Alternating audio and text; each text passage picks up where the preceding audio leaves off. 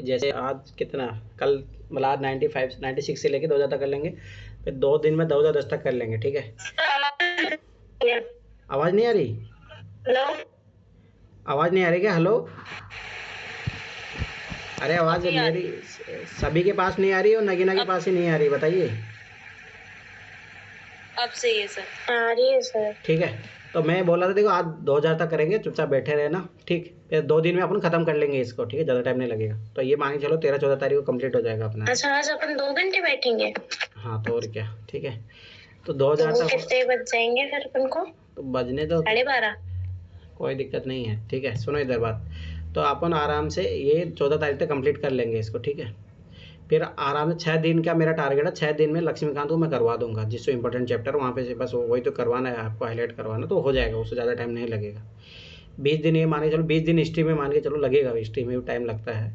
फिर अपना 15-15 दिन ज्योग्राफी और इन्वायरमेंट इकोलॉजी और इकोनॉमी का मान के चलो, ठीक है। 15 दिन से भी कम ही लगेगा, पर मैं बता रहा हूँ मैक्सिमम, तो 10 मई तक का तुम्हारा ये मान के चलो ये हो गया, ठीक है। मैक्सिमम ये मान के चलो मैं 15 मई से पहले पहले करवाने की सोचूंगा, हो जाएगा, उससे पहले ही हो जाएगा, ठीक है। क्योंकि सीसेट में अब ज़्यादा टाइम नहीं लगेगा, तो सीसेट की जगह फिर इसको 2.5-3 घंटे दे देंगे तो आराम से हो जाएगा, ठीक है। टेंशन मतलब सीसेट में अभी थोड़ा टाइम लग रहा है उसमें, पर बाद में 1 घंटे ज़्यादा टाइम नहीं लगेगा, ठीक है। तो ये चीज़ याद रखना, हो जाएगा। चलो, अभी पेन मैंने रिचार्ज नहीं किया, चलो ठीक है, कोई नहीं। B.R. अम्बेडकर का संविधान सभा में निर्वाचन हुआ था। अभी देखो नॉर्मल चीज़ है, इतना ज़्यादा कोई ज़रूरी नहीं है, अपने को पता होना चाहिए, तो इसको कोई ज़रूरत नहीं है, बस थोड़ा बहुत आइडिया रखो कि बम्बई प्रेसिडेंसी से हुआ था उनका, ठीक है। तो ये चीज़ याद रखना। बाद में ऐसा होता है कि अम्बेडकर है ना, बाद में चुनाव लड़ते वो हार भी जाते हैं, ठीक है, वो छोड़ो, ये अपने को काम का क्वेश्चन नहीं है, ठीक है। अब ये क्वेश्चन अच्छा है, अगला जो क्वेश्चन है 64, ध्यान से देखना। अल्पसंख्यक शब्द को भारत के संविधान में परिभाषा नहीं दी गई है, ये बात तो सही है। अब देखो अपन क्या बोलते हैं कि भाई संविधान में दिया है नहीं दिया है, ठीक है। अल्पसंख्यक आयोग संवैधानिक निकाय नहीं है, मतलब कॉन्स्टिट्यूशन बोला, क्या बोला है? संवैधानिक स्टैट्यूटरी वाला। अब ये देखो इंग्लिश में पढ़ोगे तभी पता लगेगा संवैधानिक है क्या है। दूसरी बात देखो, हाँ ये मुझे लग रहा है कि संवैधानिक होता है। अल्पसंख्यक कौन सा? Minority communication is a not a constitutional body. हाँ ये अपने को पता है कि कॉन्स्टिट्यूशनल बॉडी नहीं है, तो क्या ये इसका जो है एक्सप्लेनेशन है, ठीक है। तो ये दोनों स्टेटमेंट तो सही तो है, ये बात तो सही है, ठीक है, ये चीज़ याद रखना। पर क्या जो है AR दोनों सही है और AR की सही व्याख्या करता है? हाँ? क्योंकि अगर इसमें क्योंकि जोड़ेंगे हम सर, क्योंकि अल्पसंख्यक आयोग संवैधानिक निकाय नहीं है, इसलिए संविधान में परिभाषित नहीं है। तो दोनों सही होगा। कौन कौन तैयार है चीज़ के लिए? गए भाई कैसे हो? अरे देखो एक चीज़ याद रखना, पहली बात मैं तुम्हें बताता हूँ, अल्पसंख्यक को शब्द को कहीं परिभाषित नहीं किया गया है, ठीक है। अगर ये संवैधानिक आयोग होगा तो बस वो उस काम करेगा, जैसे SC ST आयोग है, OBC आयोग बना, तो वो डिफाइन सही करता है। संविधान में अल्पसंख्यक शब्द को परिभाषित नहीं किया गया है, इसमें सिर्फ धार्मिक या भाषा अल्पसंख्यक की बात की गई है। अल्पसंख्यक आयोग संवैधानिक संस्था न होकर एक सांविधिक निकाय है, ठीक है। तो ये चीज़ याद रखना।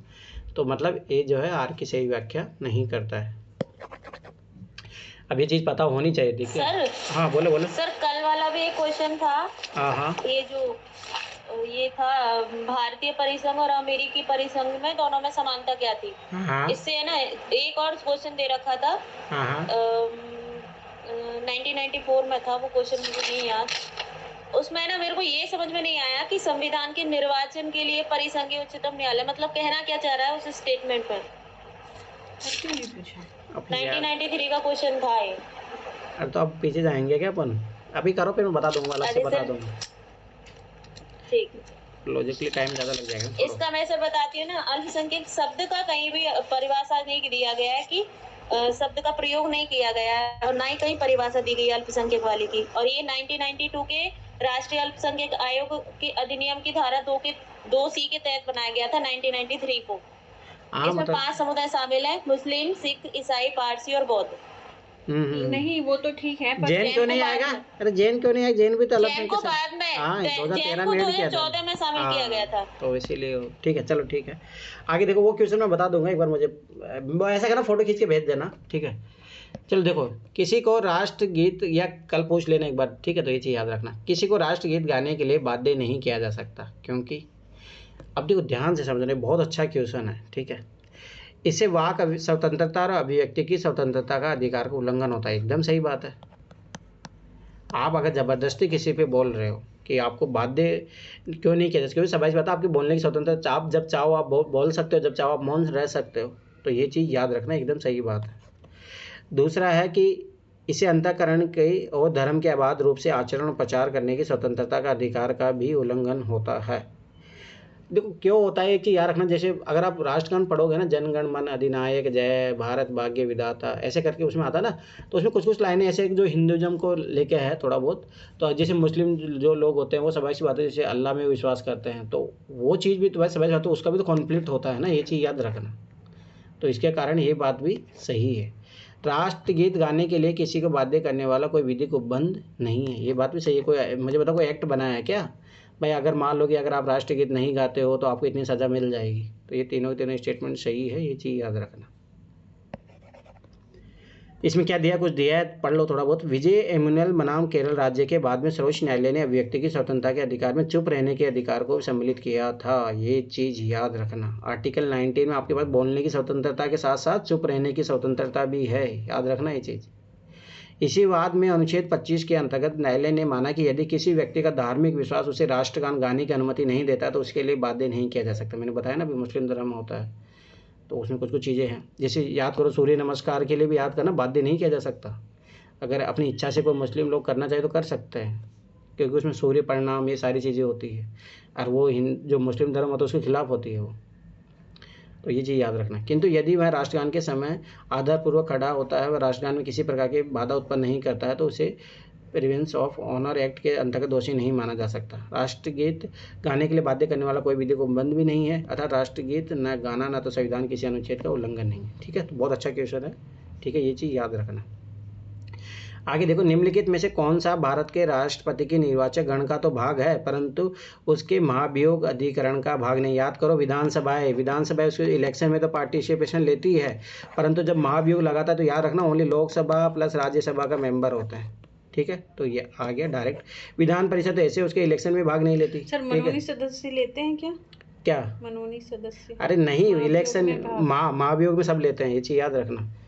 देखो अभी पढ़ लेते हैं, शायद है या नहीं है। देखो इधर अनुच्छेद 54 के अनुसार राष्ट्रपति का निर्वाचन ऐसे निर्वाचक मंडल द्वारा किया जाएगा जिससे संसद, लोकसभा, राज्यसभा तथा राज्य विधानमंडल के निर्वाचित सदस्य शामिल होंगे। ठीक है, राष्ट्रपति के निर्वाचन मंडल में संसद के मनोनीत सदस्य और राज्य विधानमंडल के मनोनीत सदस्य तथा राज्य विधान परिषदों के सदस्य निर्वाचित और मनोनीत दोनों शामिल नहीं किए जाते। ठीक है, अनुच्छेद 61 के तहत राष्ट्रपति पर महाभियोग लगाया जाता है, ये चीज़ याद रखना। ठीक है, पहला आर्टिकल याद नहीं, पर ये भाई ये संविधान में मेंशन है राष्ट्रपति पर महाभियोग लगाना, ये चीज़ याद रखना। राष्ट्रपति के विरुद्ध महाभियोग लगाने का संकल्प संसद के किसी भी सदन में पेश किया जा सकता है, ये चीज़ भी याद रखना। किसी भी सदन में आ सकता है, लेकिन जिस सदन में महाभियोग का संकल्प पेश किया जाता है उसके 1/4 सदस्यों द्वारा हस्तांतरित आरोप पत्र राष्ट्रपति को 14 दिन के अंदर दिया जाना आवश्यक है, ये चीज़ भी याद रखना। 1/4 किसका? सदन की सदस्य संख्या का। महाभियोग प्रक्रिया में केवल संसद भाग लेती है, राज्य विधानमंडल नहीं लेता है, ये चीज़ याद रखना। अब ये थोड़ा ये जो सना क्वेश्चन पूछ रही थी, किसी को पता है कि जो राष्ट्रपति का अगर महाभियोग लगता है तो उसमें क्या संसद और लोकसभा और राज्यसभा के सारे मेंबर दे सकते हैं, नॉमिनेटेड मेंबर वो नहीं दे सकते? बताओ शिवानी, अनु पता है तुम्हें? अनु सर नॉमिनेटेड मेंबर भाग नहीं लेते हैं मतदान में। मतदान की बात नहीं कर रहा हूँ, महाभियोग की बात कर रहा हूँ। जब महाभियोग लगाते तब वो लोग वोट दे सकते हैं, नहीं दे सकते? नहीं सर, नहीं दे सकते। पक्का? श्योर? पक्का, क्योंकि वो देंगे तो उन्हीं के पक्ष में देंगे ना, क्योंकि उन्हीं के द्वारा नॉमिनेटेड होते हैं। तो सब ऐसी बात है, उनका एक होता है ना कि भाई उनके प्रति वो रहेगी श्रद्धा भाव। ठीक है, तो ये चीज़ याद रखना। ठीक है, आगे देखो, अगर लेकिन में कौन सा वक्तव्य सही है भारत का प्रधानमंत्री के बारे में, ध्यान से समझना। संसद के दोनों सदनों के सदस्यों में से अपने मंत्रियों को चयन करने के लिए स्वतंत्र है, ये बात भी सही है। वो कहीं से भी अपने जो है मंत्रियों को चुन सकता है। संसद में क्या वो बाहर से भी चुन सकता है? तो वो ड्यूटीज पूछ रहा है ना? ड्यूटी पूछ रहा है? कहाँ लिखा है भारत का प्रधानमंत्री क्या कर सकता है? बस इसके बारे में तो ये तो कर सकता है ना। इंग्लिश में लिखा है duties of prime minister are correct. कहाँ लिखा ड्यूटी? ड्यूटीज ये कर्तव्य है ना इसका। ड्यूटी जो प्राइम मिनिस्टर आर करेक्ट है, ऐसे हिंदी में दिया ही नहीं है उसने। सिर्फ ये दिया है वक्तव्य। तो वो स्टेटमेंट होता है। अगले में कौन सा है, तो which of the following statement about the duties of the prime minister are correct. ठीक है, ठीक है, उसके कर्तव्य क्या होते हैं, ठीक है, उसके बारे में क्वेश्चन है, ध्यान से समझना। ठीक है, देखो संसद के दोनों सदनों के सदस्यों से अपने मंत्रियों को चयन करने के लिए स्वतंत्र, तो ये इसमें तो नॉर्मल बात है, ये स्टेटमेंट सही है। ठीक है, अभी ये सोचो, ठीक है, आगे देखते हैं। इस विषय में भारत के राष्ट्रपति के साथ उचित परामर्श करके अपने मंत्रिमंडल के सहयोगों का चयन कर सकता है। अरे नहीं, ये चीज़ याद रखना, मुझे बताओ, जैसे देखो ध्यान समझ, जैसे मोदी को याद रखना कि मिनिस्टर चुनना होता है, ठीक है, तो वो चुन लेगा, बस ये है कि राष्ट्रपति के बिहाफ में उनको शपथ वपथ दिलाना, वो सब उनके पश्चात पर्यंत रहते हैं, मतलब इनडायरेक्टली वैसे, ऐसा तो प्रधानमंत्री का होता है पावर। सर राष्ट्रपति के साथ थोड़ी ना परामर्श करेंगे वो, हाँ वो तो नहीं करेगा ना, समझ, तो स्वतंत्र रूप से चुनता है, मंत्रिमंडल के हाँ, साथ ही करेंगे। ठीक है, तो ये स्टेटमेंट तो गलत है कि उचित परामर्श है। उचित परामर्श क्या होता है, ऐसे भी आप खुद ही सोचो। ठीक है, आगे देखो, अपने मंत्रिमंडल में मंत्री के रूप में काम करने के लिए व्यक्तियों का चयन करने में पूर्णतः सविवेक का प्रयोग करता है। अब देखो एक तरीके, देखो पूर्णतः स्ट्रीम, पर एक हकीकत बात तो यही बोला जाता है ना कि प्रधानमंत्री जो है सर्वे सर्वा होता है, परंतु अगर आप रियलिटी में देखोगे तो ऐसा कोई जरूरी नहीं होता है। वो डिपेंड करता है कि प्राइम मिनिस्टर कैसा बना। जैसे मनमोहन सिंह के टाइम में क्या मनमोहन सिंह चुन रहा था, नहीं, इंदिरा गांधी, वो सोनिया गांधी उधर से बैठे बैठे चुन रही थी। पर अभी मोदी के काल में ऐसा होता है, प्रधानमंत्री जिसको चाहता है उसको मंत्री बना देता है, जिसको नहीं चाहता उसको हटा देता है। तो ये चीज़ याद रखना। ठीक है, ये एक्सट्रीम वर्ड भी है एक तरीके से। आगे देखो, अपने मंत्रिमंडल के सहयोगों का चयन करने में सीमित शक्तियां रखता है, क्योंकि सविवेक प्रयोग की शक्तियां भारत में राष्ट्रपति में नहीं है। ये तो ऐसे गलत है। ठीक है, तो अगर एक तरीके से देखो, सबसे ज्यादा अच्छा जो है इसमें ए है, ना कि सी का भी गलत होने की प्रोबेबिलिटी रहती है। नहीं सर, जरूरी थोड़ी है इधर हाउस ऑफ द पार्लियामेंट बाहर से भी ला सकता है वो, फिर विद इन 6 मंथ्स बना सकता है उसको मिनिस्टर। पर वो समझो ना, इसमें ऐसा स्पेसिफिक नहीं बोल रहा ना आपको। अगर वो ये बोलता है कि ओनली जो है वो संसद के सदस्यों में से ही चुनाव करता है मंत्री का, तब गलत हो जाता ना स्टेटमेंट।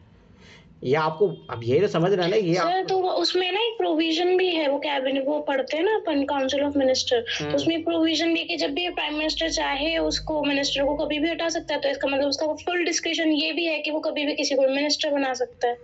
हाँ, ये बात सही है ना, तो मतलब ये स्टेटमेंट भी सही है, ये स्टेटमेंट भी सही है। अगर पर मैं वही बता रहा हूँ कि जब ऐसा डिपेंड, जैसे अभी मोदी है तो वो तो उसके हाथों में, जैसे याद करो मनमोहन सिंह जब बन रहा था, तब मनमोहन सिंह तुम्हें क्या लगता है मंत्री चुन रहा था क्या? सोनिया गांधी चुन रही थी, क्योंकि वो कठपुतली था ना। ये चीज़ भी याद रखना। तो ये एक्सट्रीम हो गया ना, पूर्णतः सविवेक का प्रयोग करता है। अब ये एक्सट्रीम हो जाएगी, ये कटने के चांसेस हो जाएंगे। ये देखो, ये ऐसा सही भी है, गलत भी है। इसको अपन ये एक्सट्रीम बोल दिया तो इसके गलत होने की प्रोबेबिलिटी ज़्यादा है ना। देखो सिंपल सी बात है कि प्रधानमंत्री के पास पावर होती है, ये बात सही है, ठीक है, पर डिपेंड करता है प्रधानमंत्री कैसा बन रहा है, उस पर भी तो डिपेंड करता है ना। पर ये सही है, क्योंकि अगर यहाँ ये बोल देता है कि ओनली संसद में से मंत्री ले सकता, तब ये गलत हो जाता। पर उसने ऐसा बोला नहीं है, तो जब उसने ऐसा अपने को गलत करने की प्रोबेबिलिटी नहीं दी, तो क्यों गलत करेंगे अपन उस स्टेटमेंट को। मंत्रियों को चयन प्रधानमंत्री का विशेषाधिकार है, ये बात सही है। यद्यपि उसे कुछ दलीय व क्षेत्रीय प्रतियोगिताओं को ध्यान में रखना पड़ता है, लेकिन साथ ही साथ भारतीय मंत्रिपरिषद के सदस्यों का सांसद होना भी अनिवार्य है। प्रधानमंत्री संसद के दोनों सदनों के सदस्यों में से अपने मंत्री को चयन करने के लिए स्वतंत्र है। वह व्यक्ति सदन के बाहर भी हो सकता है, किंतु उसे 6 माह के भीतर सदन का सदस्य बनना अनिवार्य है। तो ये चीज़ याद रखिए, अपने को पता ही है। अगला क्या बोले, यदि किसी राज्य के लोकसभा के स्थानों की आवंटित संख्या 42 है तो राज्य के लिए अनुसूचित जाति है, तो ये कोई मतलब नहीं है। छोड़ो, रिजर्वेशन के बारे में बोल रहा है, तो वो जरूरी नहीं, कितना भी हो सकता है। ठीक है, जब याद रखो, पर यहाँ पढ़ लो, भारतीय संविधान के अनुसार 330 के अनुसार लोकसभा में अनुसूचित जातियों व जनजातियों के लिए स्थानों का आरक्षण राज्य में जाति की जनसंख्या के आधार पर होता है। ये चीज़ याद रखना। और याद रखना कौन से आर्टिकल में दिया है, मतलब आर्टिकल में दिया है ये चीज़। अतः किसी एक निश्चित प्रतिशत की बात ही नहीं है। ठीक है, तो ये चीज़ याद रखना। तो ये पॉपुलेशन पर डिपेंड करेगा, ये चीज़ याद रखना। और ये आर्टिकल में मेंशन है, मतलब किसी राज्य में स्पेसिफिक नहीं है कि क्या पॉपुलेशन पे डिपेंड करेगा सर? जितना SC ST का, जितनी देखो जहाँ ST की मान लो कि अगर मान लो 50% है, तो वो जितनी लोकसभा सीटों की उसमें से 50 सीटें इसको मिलेगी, 5 सीटें इसको मिलेगी। ये चीज़ याद रखना। मतलब पॉपुलेशन पे डिपेंड करता है, ऐसे नहीं करता। ठीक है, केंद्र और राज्यों के बीच होने वाले विवादों का निर्णय करने की भारत की उच्चतम न्यायालय की शक्ति। याद करो कितनी बार क्वेश्चन, मूल अधिकारिता है, सोचना ही नहीं है। अब याद करो, centre state, state state, centre और बहुत सारे स्टेट मिलके, बस ये चीज़ याद रखो। अब इसका सॉल्यूशन पढ़ने की जरूरत नहीं है, ये अपन कर चुके हैं। बार बार एक क्वेश्चन उधर भी आया है, इधर भी आया है। ठीक है, और वो भी आता है राष्ट्रपति के चुनाव संबंधी गड़बड़ियों का वो करते हैं। अरे भाई, मूल अधिकारिता में 3 ही चीजें हैं। मूल अधिकारिता मतलब है सबसे पहले वही सुनेगा।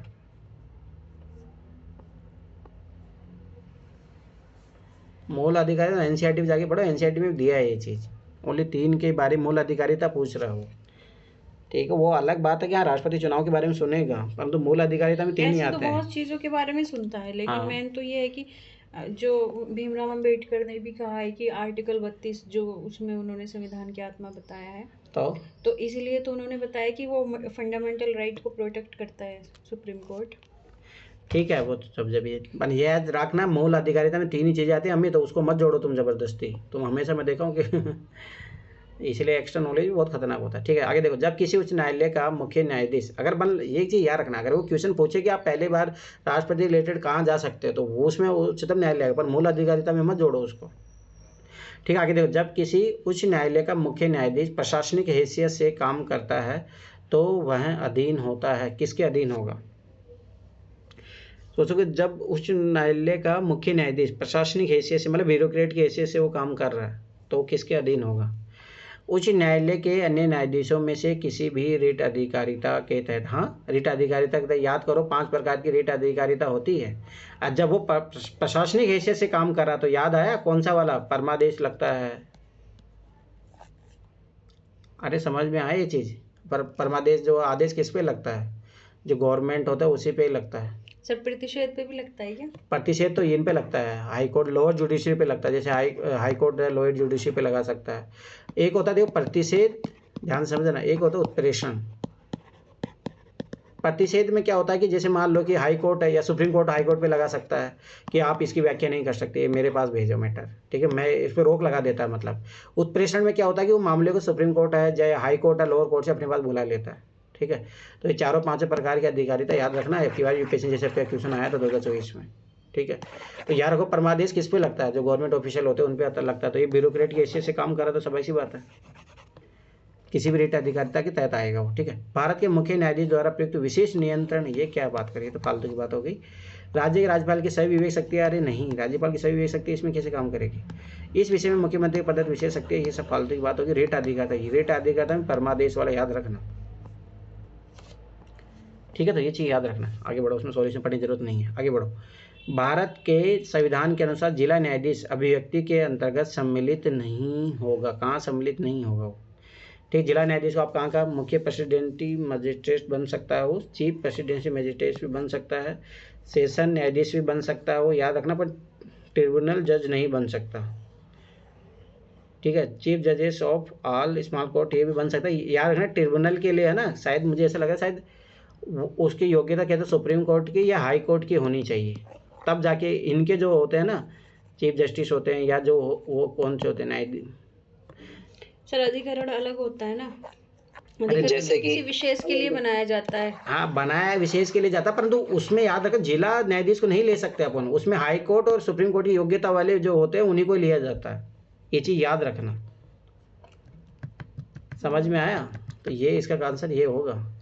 अधिकरण न्यायाधीश, ट्रिब्यूनल का मतलब किसी भी शब्द के अंत में ट्रिब्यूनल लगने का मतलब है कि वो किसी खास क्षेत्र के लिए न्यायालय बनाया गया है। हाँ, वो जैसे एनजीटी, नेशनल ग्रीन ट्रिब्यूनल।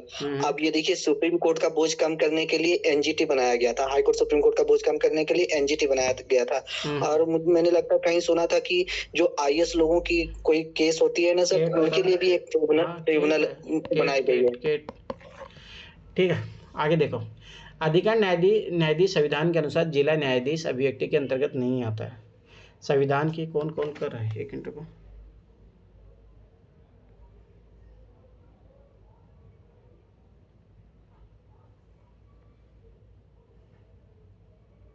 घर वालों का।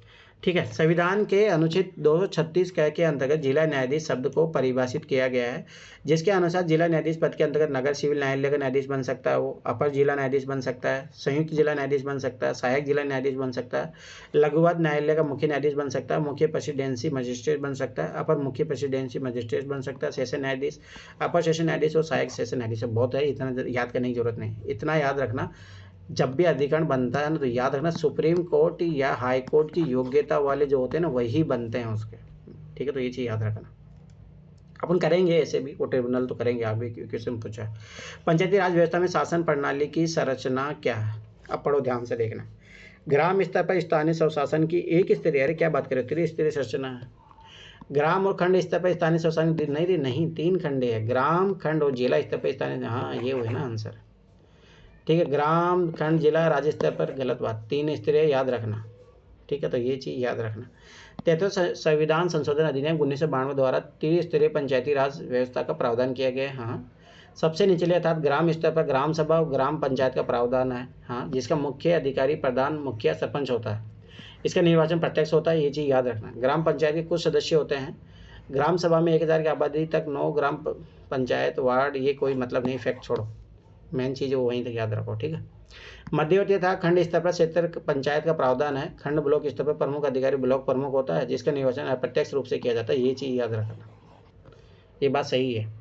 सबसे ऊंचा था जिला स्तर पर जिला पंचायत के गठन का प्रावधान है, जिसका प्रमुख अधिकारी जिला पंचायत अध्यक्ष चेयरमैन कहलाता है। इसका निर्वाचन भी अप्रत्यक्ष रूप से किया जाता है, परंतु ना इसमें भी मैंने देखा डिफरेंट होता है, राज्यवार होता है ये चीज़। क्योंकि देखो याद रखना कि है ना, जो पंचायती राज की जो शक्ति है वो राज्य को दी गई है, वो डिपेंड करता है कि वो, बहुत बार ऐसा होता है कि डायरेक्ट भी बहुत सारे राज्यों में डायरेक्ट चुना जाता है। जैसे हमारी तरफ जैसे जो ये होता है ना, क्या मानते हैं, ब्लॉक प्रमुख बोलते हैं, हमारी तरफ उसको कुछ और बोलते हैं, क्या बोलते हैं, प्रधान। हाँ, पंचायत समिति नहीं सुनो, नहीं प्रधान बोलते हैं, प्रधान जो बनता है, मतलब बहुत सारी पंचायतों पे, अरे ग्राम प्रधान नहीं, बहुत सारी पंचायतों पे बनता है प्रधान। तो इसका चुनाव तो होता है, प्रधान। ठीक है, अब सुनो, अभी चुनाव इसका ऐसा नहीं होता जैसे उसमें सीटें बटेगी, कांग्रेस बीजेपी के अनुसार होता है वोट, फिर जो सबसे ज़्यादा वोट लेके आएगा, जैसे मान लो टोटल 9 है, 9 में से जीत के आया, अभी जो बीजेपी वाला जीत गया वो उसके अनुसार होता है, प्रत्यक्ष रूप से चुनाव होता है। अब बहुत राज्यों में मैंने देखा कि डायरेक्ट होता है। नहीं सर, उनका काम सर आपके बड़े पापा सरपंच बने थे ना पहले? सर एक, हाँ मतलब हमारे फैमिली में है। एक जिले में जितने गांव होते हैं उनके जो उसमें बीटीसी मेंबर रहते हैं उनका होता है हमारे यहाँ, जैसे अरे वही तो मैं बता रहा हूँ ना, अलग अलग सिस्टम है, ये चीज याद रखना, वही तो मैं तुम लोगों को बोल रहा हूँ। वोट नहीं देते ब्लॉक प्रमुख को, अरे प्रधान नहीं देते, प्रधान नहीं, अरे वार्ड उप प्रधान होते हैं बीटीसी मेंबर, वो देते हैं सर। चलो ठीक है, ये हो गया 96 का, 97 में बढ़ो आगे। अरे ज़्यादा क्वेश्चन नहीं, अभी फटाफट हो जाएगा ये। 97, ठीक है, 97 आ गया है। ये क्या है, मध्यकालीन हिस्ट्री एक साथ करेंगे, हिस्ट्री में टाइम लगेगा, परंतु ये है कि मेरा मानना है कि आप लोग इसको अच्छे से कर लोगे ना PYQ को, तो नॉलेज वाले क्वेश्चन गलत करके नहीं हो गया, बस ट्रिक अच्छे से लगाना सीख जाओ, पास हो जाओगे। इसमें देखो बहुत अच्छी चीज़ें दी है हुआ।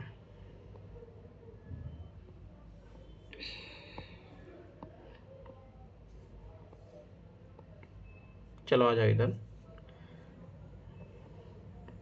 अभी देखो यही क्वेश्चन सेम 2021 में पूछा, देखो मैं फिर बता, रिपीट होते हैं डायरेक्ट।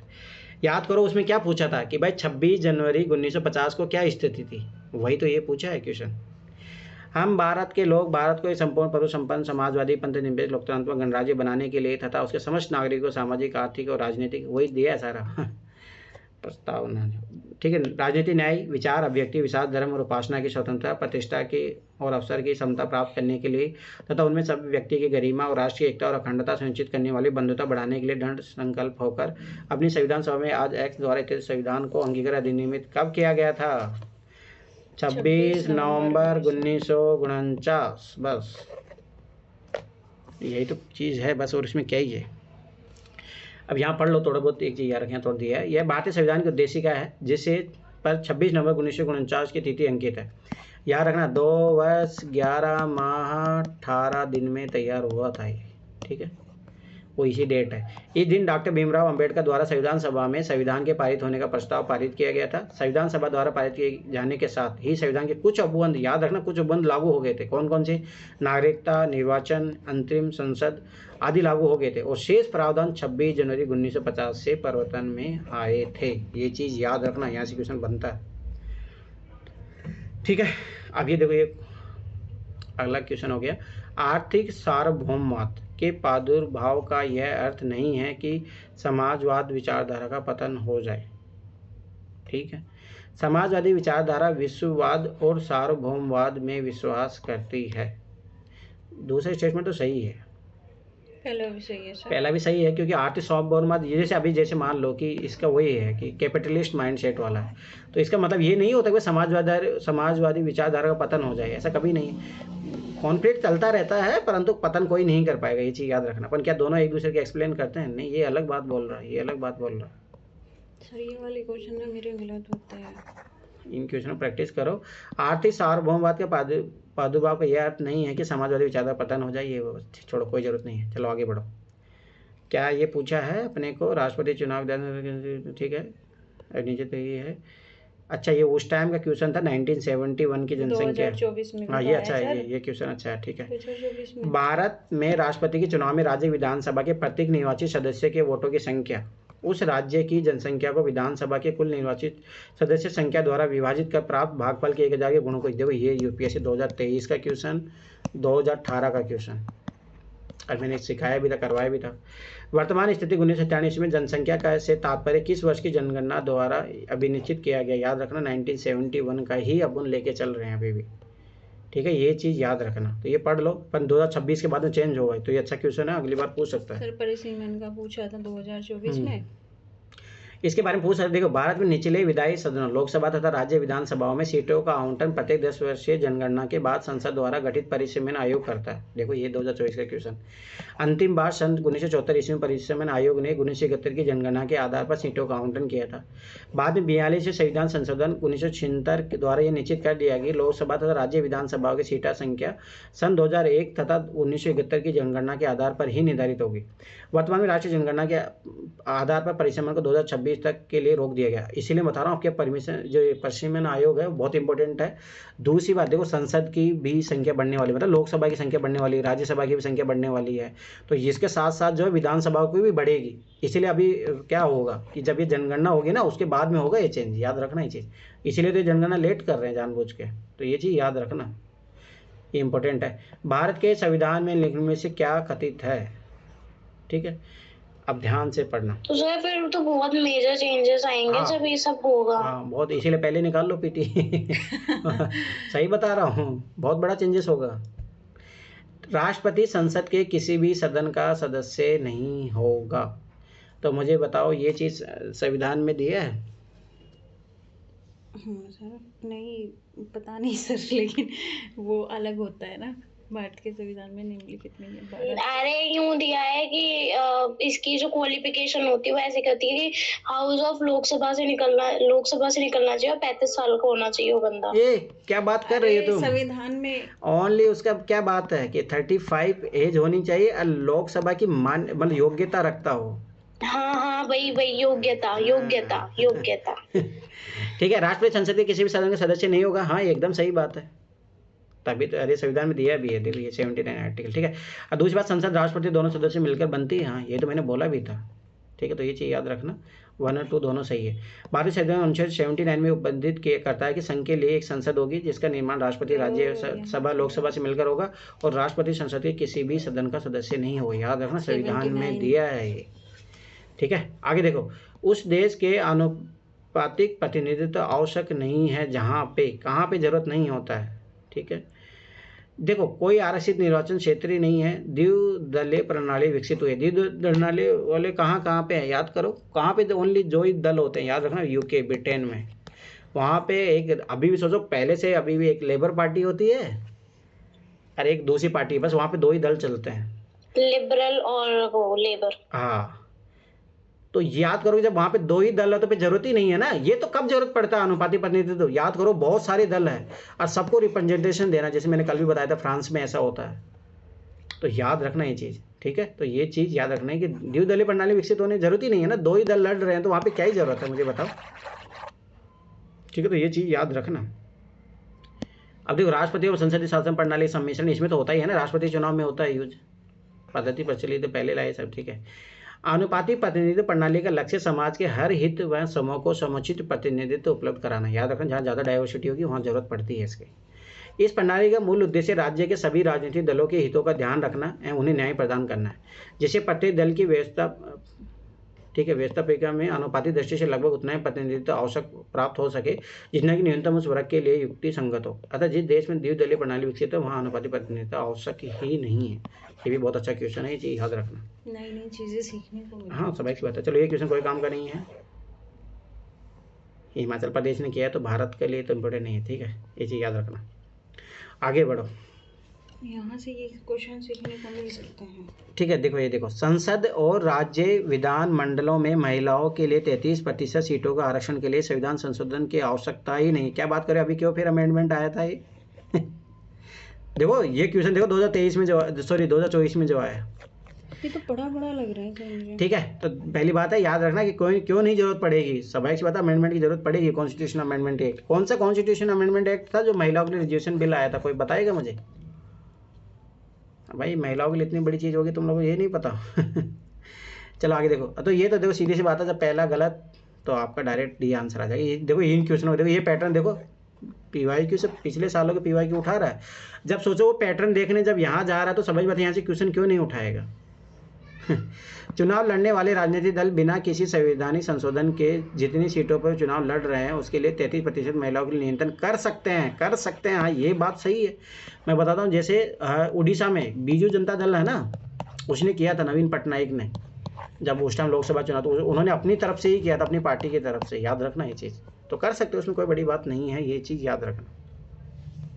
तो देखो वही चीज़ है, अमेंडमेंट की जरूरत पड़ती है। संसद राज्य विधानमंडल में कुछ विशेष वर्गों के स्थानों के आरक्षण के लिए भारतीय संविधान के भाग 16 में, याद रखना भाग 16 में आपकी बार इस टाइप का क्वेश्चन पूछा था, अनुच्छेद 330 से लेकर 334 तक प्रावधान किए गए। यदि महिलाओं के लिए भी इस भांति का स्थान आरक्षित करना है तो इस भाग में संशोधन अवश्य करना पड़ेगा, ये चीज़ याद रखना, ठीक है।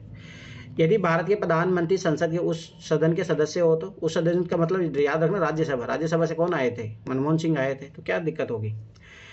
वे अविश्वास प्रस्ताव की स्थिति में अपने पक्ष में वोट नहीं दे सकेंगे। हाँ एकदम सही बात है, क्योंकि अविश्वास की परिस्थिति में लोकसभा में जो मेंबर होते हैं वही वोट दे सकते हैं, और जब ये राज्यसभा का मेंबर है तो कैसे वोट दे पाएगा? एकदम सही बात है, ये बहुत अच्छा क्वेश्चन है, याद रखना, इंपॉर्टेंट लगा ले रहे हैं इसको, इंपॉर्टेंट है।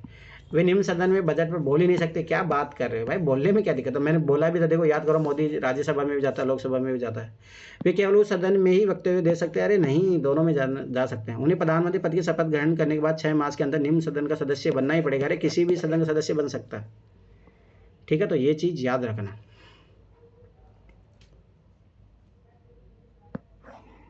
ठीक है, तो ये चीज़ याद रखना, मैंने बता ही दिया, इतना सा याद रखो, याद रखना, ये चीज़ बहुत इंपॉर्टेंट है।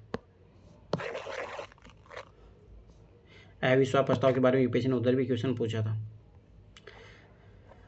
चलो भाई ये देखो क्वेश्चन, ये देखो ये 2022 में क्वेश्चन आया था, ये रिपीट क्वेश्चन है। न्यायालय के आदेशों को जानबूझकर अवज्ञा करना या उनका पालन न करना तथा न्यायिक व्यवहार के बारे में अनादर सूचक भाषा का प्रयोग करना न्यायालय की अवमानना की कोटि में आता है। हाँ एकदम आता है भाई, एकदम आता है। देखो 2022 का सेम क्वेश्चन है, सेम, ठीक है। न्यायिक सक्रियतावाद न्यायपालिका को अवमाननापूर्ण व्यवहार को दंडित करने के दंडात्मक दिए बिना कार्यान्वित नहीं किया जा सकता। हाँ न्यायिक सक्रियतावाद क्या होता है? तो भाई स्वाभाविक सी बात है कि आप जुडिशली एक्टिविज्म लगा भी रहे हो तो तभी आप लगाओगे, तब उसकी ज़रूरत होगी। मतलब न्यायपालिका को अवमाननापूर्ण व्यवहार को दंडित करने के दंडात्मक दिए बिना कार्यान्वित नहीं किया जा सकता, ठीक है। तो ये चीज़ रखना कि पर ये दोनों इसके एक्सप्लेन नहीं करे, ये अलग बात कर रहा है, ये अलग बात कर रहा है, तो क्या होगा? आंसर बी होगा।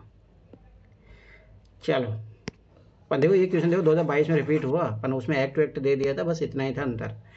लोकहित मुकदमे की संकल्पना का प्रारंभ कहाँ, पब्लिक इंटरेस्ट लिटिगेशन कहाँ पे आया था? यूनाइटेड स्टेट,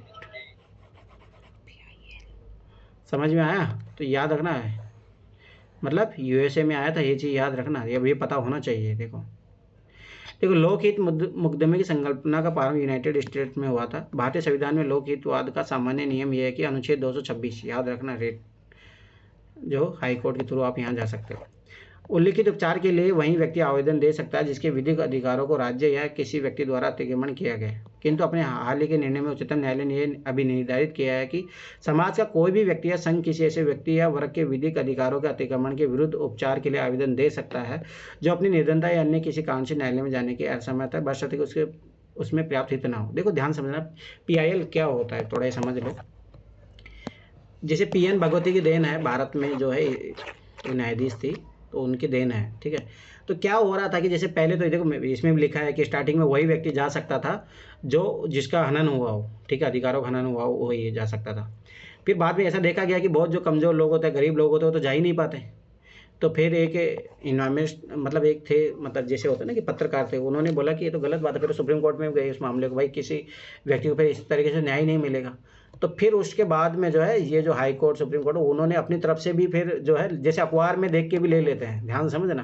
जैसे अखबार में कोई मुकदमा चल रहा है किसी को, मान लो कि जैसे होता है ना कि जातिवाद का यह मामला है, अगर तो हाई कोर्ट अपने पास बुला सकता है डायरेक्ट, कोई ज़रूरत नहीं है कि कोई व्यक्ति पहुँचेगा तभी, ये चीज़ याद रखना। फिर उसी टाइम ये कॉन्सेप्ट भी दिया गया था कि कोई दूसरा व्यक्ति भी उनके बिहाफ में आके कर सकता है, तो ये चीज़ याद रखना।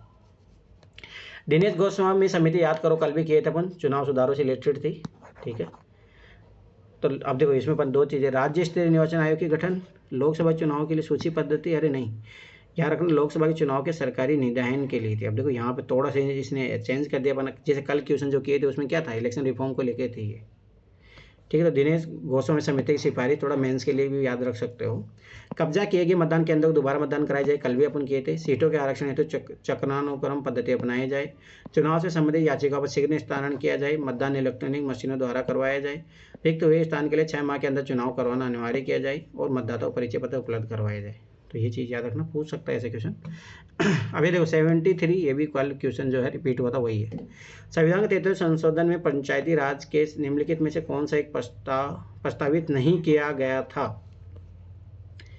अब देखो ध्यान से इसमें एक ही चीज़ पढ़ो, सभी निर्वाचित ग्रामीण स्थानीय निकायों के सभी स्तरों पर 30% सीटें महिलाओं के लिए आरक्षित रखी जाएगी। देखो याद करो कल वहाँ पे इसको गलत मान रहा था, इसको अब आज यहाँ सही मान रहा है। याद रखना ये 33% है, अब ये जो भी है यहाँ पे इन्होंने गलत किया है, 33% था, याद रखना, ठीक है। दूसरी बात, ठीक है, ये तो है, ये तो था उसका मेन प्रोविजन था। पंचायती राज संस्थाओं के लिए संसाधनों के नियंत्रण के लिए राज्य अपने अपने वित्त आयोग का गठन करेगा। हाँ ये भी अपन ने पढ़ा था भाई, वित्त आयोग भी बनता है और याद रखना कौन सा बनता है, चुनाव आयोग भी बनता है। पंचायती राज के निर्वाचित कार्यकर्ता अपने पद पर कार्य करने के लिए अयोग्य ठहराए जाएंगे यदि इनको 2 से अधिक संतान है। मैं फिर 12 बता रहा हूँ, ये राज्यों पे छोड़ा गया है। अब जैसे मैं तुम्हें बताता हूँ राजस्थान की हिस्ट्री बताता हूँ, तो ये गलत है, यही ठीक याद रखना। गलत इन द सेंस उसमें प्रोविजन नहीं है। देखो जैसे कांग्रेस सरकार जब आती है ना, कांग्रेस सरकार, तो वो बोलती है कोई नहीं, कितने भी बच्चे हो चुनाव लड़ो आप सरपंच का, कोई दिक्कत नहीं है हमें। पर जब बीजेपी आती है तब वो एजुकेशन भी लगा देती है, भाई इतने पढ़ा हुआ होना चाहिए, अरे इससे कम बच्चे होने चाहिए। तो समझ में आया इसका मतलब, ये तो मन जब मन कर रहा है तब वैसा कर रहे हैं, ठीक है। तो ये चीज़ उसमें नहीं था। आगे पढ़ो, यदि पंचायती राज निकाय को राज्य सरकार द्वारा अधिक्रमण या विघटन कर दिया जाता तो 6 महीने की अवधि में चुनाव कराए जाएंगे। हाँ ये बात सही है, ये तो अभी अपन पढ़े भी थे, ये चीज़ याद रखना, ठीक है। ये कोई ज़रूरत नहीं है पढ़ने की, फैक्चुअल है ये सब चीज़ें। अब आ जाओ, ये क्वेश्चन भी अपन कर चुके थे कल, ठीक है, ध्यान से देखना। कहते हैं फंक्शन क्या है उनका, शपथ और प्रतिज्ञान क्या लेता है, ठीक है। अब देखो भारत का राष्ट्रपति जो शपथ लेगा, ठीक है, तो वो संविधान के प्रति लेगा ना। सूचना की गोपनीयता से रिलेटेड कौन लेगा, मंत्री लेगा या संसद सदस्य लोग, ये चीज़ याद रखना। चलो ठीक है, देखते हैं कि चीज़ पढ़ेंगे तो उससे हो जाएगा आराम से, कोई दिक्कत नहीं, ठीक है। अब देखो ध्यान से समझो, अच्छा क्वेश्चन है ये, भारत का राष्ट्रपति किसके रिलेटेड वो है जो शपथ लेगा, ओथ लेगा, ठीक है। देखो सूचना की गोपनीयता, अरे नहीं। कर्तव्य निष्ठापूर्वक निर्वहन, नो। भारतीय संविधान के प्रति श्रद्धा एवं निष्ठा, हाँ यह एकदम सही बात है, ठीक है। अब देखो सर्वोच्च न्यायालय सभा सी बात है, जज के रूप में अगर ले रहा तो क्या लेगा, संविधान और विधि की मर्यादा बनाए रखने के लिए, भाई इसका प्रोटेक्शन तो यही करता है, याद करो, ठीक है। फिर आगे देखो, संसद जो सदस्य होता है वो कर्तव्य के प्रति निष्ठावान निर्वहन करता है, और जो संघ के मंत्री होते हैं वो सूचना की गोपनीयता लेते हैं। मैं इसका मामला भी बताता हूँ क्यों लेते हैं संघ के मंत्री। जैसे मान लो कि आज कैबिनेट की बैठक हुई, ध्यान से समझना इस चीज़ को, तो ये तो बस इतना याद रखो बस, है ना, कोई ज़रूरत नहीं। जैसे मान लो कि आज कोई बैठक हुई, मोदी ने कुछ बोला कि मैं नोटबंदी करने वाला हूँ, ध्यान से समझना। अगर कोई मंत्री बाहर जाके बोल देगा तो फिर तो लेने देने पड़ जाएंगे ना, इसलिए याद रखना सूचना की गोपनीयता रखनी पड़ती है, ठीक है। हो गया 9। और अगर नहीं रखी तो फिर उन पे अरे एक्शन लिया जाएगा। हाँ क्यों नहीं, ऐसे तो फिर स्वाभाविक सी बात है, प्रधानमंत्री उठा के फेंक देगा उसको। शपथ लेने का मतलब ये है कि वो उसको करेगा जो बोल रहा है। हाँ ये चीज़ याद रखना कि वो बिल्कुल उसका थोड़े बहुत भी जो मीटिंग होती है उसकी सूचनाओं को इधर से उधर नहीं कर सकता, ये चीज़ याद रखना। जैसे ही वो बोलते हैं कि संविधान का निष्ठापूर्वक पालन करूंगा, तो मतलब वो संविधान को हाँ। मान के करेंगे। तो इसे गोपनीयता का नियम मंत्री के जैसे लिए भी होता है, वो- याद रखना। जैसे भी वो करते हैं, गवर्नर का देखा था, तो वो पूछते हैं कि रूल क्या कहता है, फिर वो एक्शन लेते हैं। इसी तरीके अपनी से। मनमर्जी से लिख के चला सकता है। चलो आ जाओ इधर, देखो फटाफट हो जाएगा। देखो आज कुछ नहीं लगा टाइम, मैंने कल ही बोला था ये चीज़। देखो भारतीय संसदीय प्रणाली से इस प्रकार भी ना, वेरी वेरी इंपॉर्टेंट, ये क्वेश्चन आगे भी पूछा गया, डायरेक्ट क्वेश्चन उठा के पूछा गया है ये। अब देखो, भारतीय संसदीय प्रणाली से किस प्रकार भिन्न है, इस बात से भिन्न है। याद करो, संसदीय प्रणाली कहाँ पे अपनाया गया, पूर्ण रूप कहाँ पे देखा जाता है, यूके, ब्रिटेन। भारत में संसदीय प्रणाली है, परंतु देखो दोनों में अंतर कुछ ना कुछ है, ठीक है, ध्यान से देखना।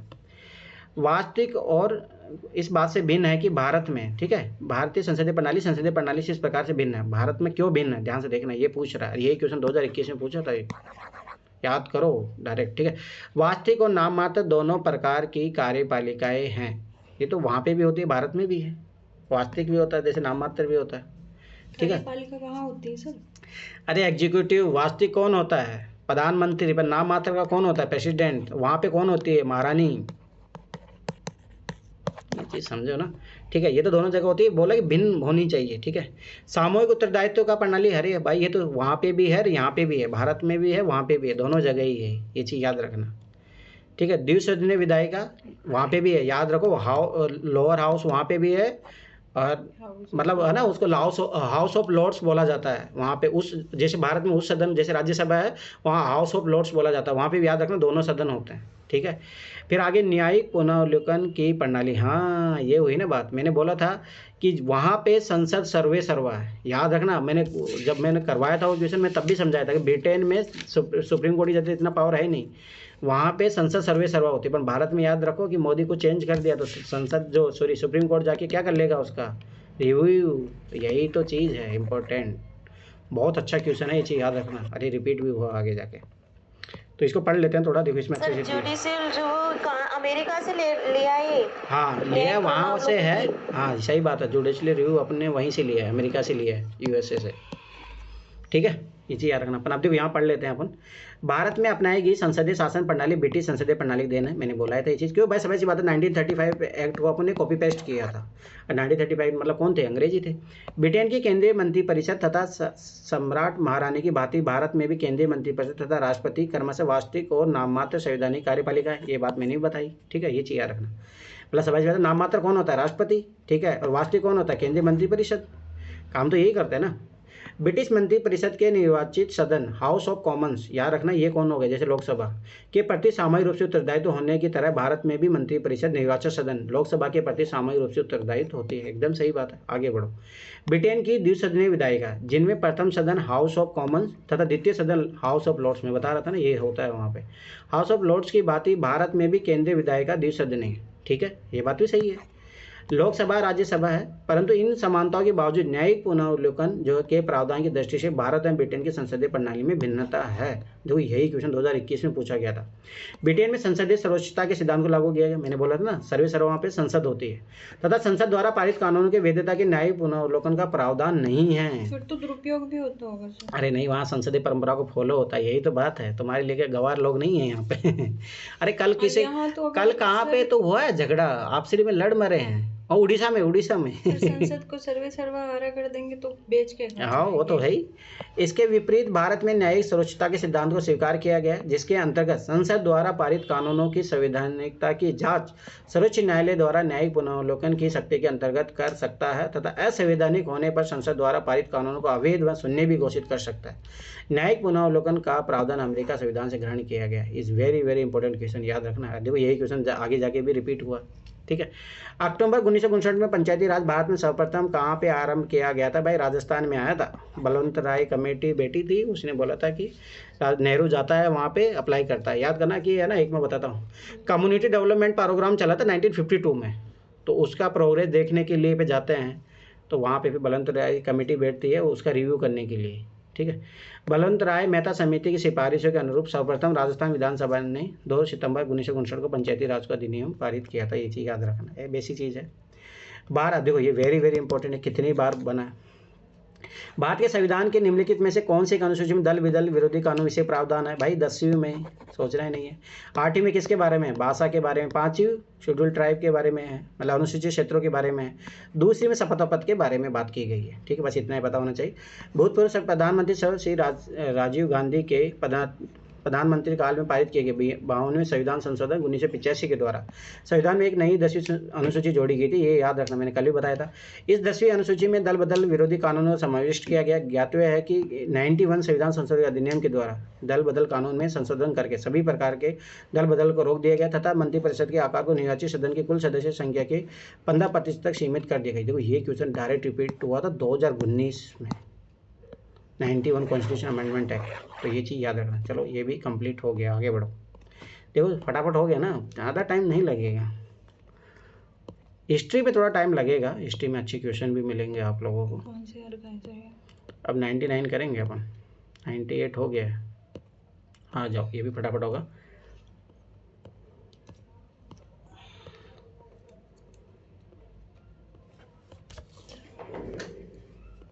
अब एक चीज़ देख रहे हो, सेम क्वेश्चन रिपीट हो रहे हैं बार बार। तो मैंने पहले बोला था बस एक जगह टाइम लगेगा, उसके बाद में टाइम नहीं लगेगा। अब आ जाओ इधर। भारत में रहने वाला ब्रिटिश नागरिक दावा नहीं कर सकता। याद करो कौन से पार्ट फंडामेंटल राइट किन के लिए अवेलेबल है, याद है? वो वाला क्वेश्चन है ये, ठीक है। व्यापार और व्यवसाय की स्वतंत्रता का अधिकार, याद रखना कि आर्टिकल जो 19 है वो भारत के लोगों के लिए ही होता है। कुछ राइट्स है जैसे आर्टिकल 21 है वो सबके लिए होता है, ठीक है। तो ये चीज़ याद रखना। तो ये चीज़ याद रखना कि ये ओनली इंडियंस के लिए है, ठीक है। तो यही आंसर है। देखो विधि के समक्ष समता है भाई, ये तो मिलना चाहिए ना। सब अच्छी बात है। यहाँ पे मान लो कि आज जैसे उसको पकड़े थे अपन, कसाब को पकड़े थे, तो कसाब ऐसे चलो पाकिस्तान का है भारत का नहीं है, इसको डायरेक्ट सज़ा दे दो, ऐसा नहीं है। उसके लिए भी वकील दिया गया, वो भी केस लड़ा, सब कुछ हुआ, ठीक है। तो ये याद रखना, विधि समक्ष समता मतलब आर्टिकल 14 जो है सबको अवेलेबल है, ठीक। जीवन और व्यक्तिगत स्वतंत्रता की सुरक्षा का अधिकार, तो ये याद रखना, ये भी सबके लिए अवेलेबल है। और धर्म की स्वतंत्रता का अधिकार, तो भाई सभी बात सबके लिए है ना। जैसे मान लो कोई मुस्लिम यहाँ पे आया है भारत में घूमने, तो वो मस्जिद में जाना चाह रहा तो है, उसको ये चीज़ याद रखना। तो याद रखना कि आर्टिकल जो 19 है, ठीक है, मैं बता दूंगा, अपन पढ़ेंगे उधर लक्ष्मीकांत में दिया भी है कौन से आर्टिकल जो इंडियन लोगों के लिए, कौन से आर्टिकल सबके लिए होते हैं। तो अपन उधर आराम से डिटेल में पढ़ेंगे, कोई दिक्कत नहीं। पर याद रखना आर्टिकल 19 ओनली इंडियन लोगों के लिए बस, ठीक है। ये चीज़ याद रखना। सर आर्टिकल 15, 16, 19, 29, 30 है। हाँ मतलब ये कुछ आर्टिकल है, ठीक है। हाँ ये याद रखना। पता देखो 15-16 रिजर्वेशन की बात करता तो सबाई सी बात है, वो विदेशी लोगों को क्यों देंगे। 19 बोलने की, घूमने की स्वतंत्रता है। 29 भाषागत अल्पसंख्यक और धर्म के जो अल्पसंख्यक उनके बारे में, तो सही बात है। इनके अलावा और कुछ होगा, ठीक है। तो ये चीज़ याद रखना। हाँ ये याद रखना 15, 16, 19, 29 और 30, ठीक है। अब आगे देखो, भारतीय संविधान मान्यता देता है केवल धार्मिक अल्पसंख्यकों को। क्या बात कर रहे हैं, केवल भाषाई अल्पसंख्यकों को? अरे नहीं, दो धार्मिक और भाषाई अल्पसंख्यकों। याद करो आर्टिकल 29। नरजातियों को नहीं देता है, याद रखना है। एथनिसिटी को नहीं देता है, इसीलिए तो विवाद हो रहा है उधर मणिपुर, इधर ये चीज़ याद रखना, ठीक है। तो देखो 2930 में दिया गया है, याद रखना। भारतीय संविधान केवल धार्मिक भाषाई अल्पसंख्यकों को मान्यता देता है। भारतीय संविधान द्वारा नागरिकों को अपनी भाषा, लिपि या संस्कृति की सुरक्षा के लिए कतिपय अधिकार प्रदान किए गए। इन अधिकारों का उल्लेख 2930 में किया गया है, ये चीज़ याद रखना।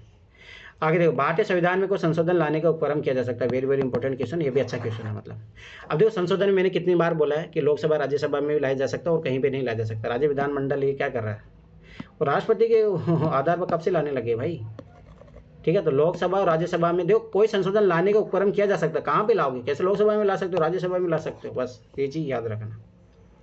ये पढ़ लो, थोड़ा बहुत इंपॉर्टेंट है। संविधान के भाग 20 के अंतर्गत ये चीज़ याद रखना। देखो 2024 का क्वेश्चन, अगर ये पढ़ के जाते तब की बार कर लेते। याद आया 368 का पूछा था क्वेश्चन, कौन से पार्ट में है वो, उस जिसको तीनों के तीनों ऑप्शन सही थे। तो ये है पीवाईक्यू करने का फायदा मिलेगा, आप ये चीज़ याद रखना। संविधान के भाग 20 के अंतर्गत अनुच्छेद 368 में संविधान संशोधन से संबंधित प्रक्रिया का विस्तृत उपबंध है, ठीक है। यही तो चीज़ पूछ लिया था अब की बार। संविधान में संशोधन की दृष्टि से भारतीय संविधान के अनुच्छेदों को 3 वर्गों में विभाजित किया जा सकता है। वे अनुच्छेद जिन्हें संसद में साधारण बहुमत से संशोधित किया जाता है, नॉर्मल बिल होते हैं। वे अनुच्छेद जो जिन्हें संसद में 2/3 बहुमत चाहिए से संशोधित किया जा सकता है, और वे अनुच्छेद जिन्हें संसद में 2/3 बहुमत के साथ साथ भारत के आधे राज्यों के विधानमंडलों के संकल्पों स्वीकृति द्वारा संशोधन किया जा सकता है। याद करो कल भी मैंने बताया था, जब भी राज्य सूची के विषय को अगर आप छूओगे तो 2/3 मेजोरिटी के साथ साथ राज्य की भी चाहिए, और आधे से अधिक चाहिए। याद करो इस कॉन्सेप्ट में यूपीएससी क्वेश्चन पूछा है उधर। संशोधनों का प्रस्ताव किसी भी सदन में, याद रखना लोकसभा राज्यसभा में रखा जा सकता है, किंतु पारित उस तब तक माना जाएगा जब संसद के दोनों सदनों द्वारा बहुमत अथवा 2/3 बहुमत से उसका अनुमोदन कर दिया जाए। ये चीज़ याद रखना, वेरी इंपॉर्टेंट है सॉल्यूशन, ठीक है। पंचायती राज में आ जाओ अब वापस से वही चीज़। 1993 में अधिनियमित नई पंचायती राज बिल में पहले से हटकर अनेक नए प्रावधान हैं। निम्नलिखित में से कौन से एक ऐसा प्रावधान नहीं है? ठीक है, तो मतलब 3 होंगे, एक नहीं होगा। अन्य क्षेत्रों के साथ साथ कृषि, ग्रामीण विकास, प्राथमिक शिक्षा और सामाजिक वानिकी क्षेत्र में अनेक सम्मिलित दायित्व। हाँ दिया है आर्टिकल, याद करो कि पंचायती राज में ना 29 विषय हैं और याद रखना नगर पालिका में 18 विषय हैं, ये चीज़ याद रखना। ठीक है, उसमें समझ बताइए दिया होगा। ठीक, आगे बढ़ते हैं। सभी पदों के लिए उनके रिक्त होने पर निर्वाचनों का आज्ञापन किया जाना चाहिए। हाँ ये बात सही है भाई, अगर कोई भी चीज़ खत्म, मान लो जैसे कोई प्रधान सरपंच नहीं हुआ तो उसकी जगह इलेक्शन दोबारा होगा। पंचायतों में 1/3 पदों तक महिला पर संवैधानिक प्रतिनिधित्व दिया गया है, ये बात भी सही है। ठीक है, पंचायत के सदस्यों के लिए नियमित पारिश्रमिक ताकि उनके समय पाबंदी और जवाबदेही सुनिश्चित। अरे इससे जवाबदेता कैसे होगी? ये तो गलत बात है ना। जवाबदेता इससे सैलरी तय होती है कि फंड दे दो उनको, पैसा दे दो, मतलब समझिए उनको भाई। और मुझे बताओ कि कभी सरपंच को फिक्स सैलरी मिलती है क्या? नो, मिलता है सर, 5,000 मिलता है मेरे यहाँ पे पर मंथ। अब हो सकता है अलग अलग राज्य में होता है वो, पहली बात तो ऐसा कोई फिक्स। चलो ठीक है, देखो पर ये क्या बोला है, पंचायत के सदस्यों के लिए। सदस्य तो बहुत सारे हाँ तो उनको नहीं मिलेगा ना, सदस्यों के लिए याद रखना। पंचायत के मेंबर तो वो भी होते हैं जो ग्राम सभा के मेंबर है, 12-13 नहीं पंचायत के सदस्य, सॉरी वार्ड पंच होते हैं। वार्ड पंचों को सैलरी मिलता है, पैसा है, उनको नहीं मिलता है। सरपंच को मिलता होगा, उनको तो नहीं मिलता। ठीक है, 73वां संशोधन अत्यंत महत्वपूर्ण है जिसे संसद द्वारा 1992 में पारित किया गया। इस संशोधन अधिनियम द्वारा संविधान में एक नया भाग, अब याद रखो 2024 का क्वेश्चन याद आया, भाग 9, उसमें यही चीज़ दिया था, तथा 11वीं अनुसूची को जोड़ा गया। इस अधिनियम द्वारा पंचायती राज व्यवस्था को संवैधानिक दर्जा प्रदान किया गया है। इस अधिनियम में पंचायतों के गठन, संरचना, निर्वाचन, सदस्यों की अहर्ताएं, पंचायतों के आकार, अधिकार में शक्तियां, उत्तरदायित्व आदि का प्रावधान है, किंतु पंचायतों के सदस्यों के लिए किसी भी प्रकार के पारिश्रमिक का प्रावधान नए पंचायती राज विधेयक में नहीं है। इसमें पंचायतों से संबंधित 29 कार्य क्षेत्रों का वर्णन किया गया, मैंने बताया था। इसी विधेयक द्वारा महिलाओं के लिए 1/3 सीटें आरक्षित की गई है। उल्लेखनीय कि पंचायतों को संवैधानिक दर्जा देने की वकालत सबसे पहले ML सिंह समिति ने की थी, ये चीज़ थोड़ा याद रखना। किसने रिकमेंड किया था कि संवैधानिक दर्जा दिया जाए? ML सिंघवी, याद रखना, कमेटी ने। हो गया, अगला बढ़ो। कमेटी थी सर ये? ML सिंघवी नहीं, किसके लिए दी थी? पंचायती राज संवैधानिक बनाया जाए पंचायती राज को, उसके लिए, तभी तो 73 कॉन्स्टिट्यूशन अमेंडमेंट एक्ट आया। चलो आगे बढ़ो।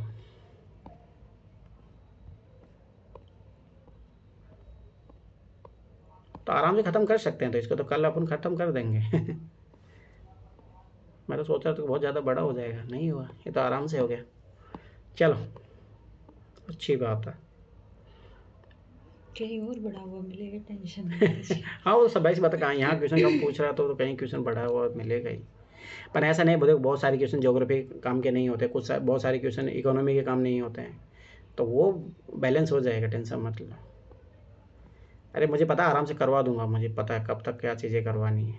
चलो आ गया, यहाँ पे आ जाओ।